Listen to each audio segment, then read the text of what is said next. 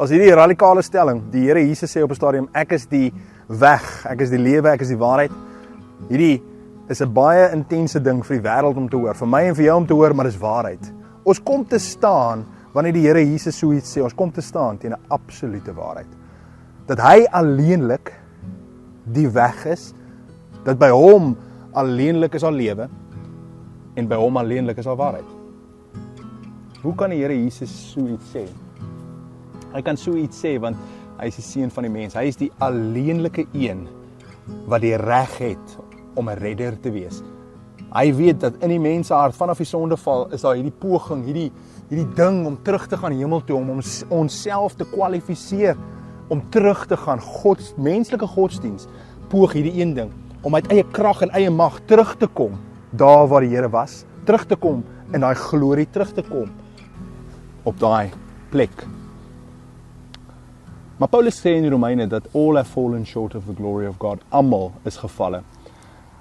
En wat nodig is nie vir my en jou om harde te probeer nie, om verder uit te strek nie. Wat nodig is vir my en jou om te besef dat hy afstrek na ons toe, dat hy mens geraak het na ons toe. Ons kan nie lere hoog genoeg bou om terug te gaan nie, maar hy het 'n leer afgebou deur Jesus Christus. Hy het gesterf aan 'n kruis en hy is die een wat in ewigheid sy hand uitstrek na ons toe. Van Genesis 3 af, Adam en Eva het vye blare gebruik om hulle skaamte toe te maak. Weet jy wat daai vye blare is? Daai vye blare is 'n poging, 'n selfpoging om ons te red. Dis om 'n plan te maak, menslike poging om terug te kom by die Here, om terug te kom by glorie, om onsself te verbeter. Vanaf die sondeval is alle mense verlore. Ons is weg van die glorie van die Here. Menslike godsdienst sê, jy kan jou eie leer bou.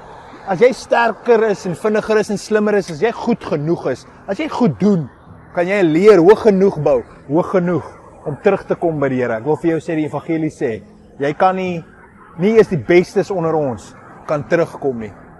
Hy is die een wat die leer afbou.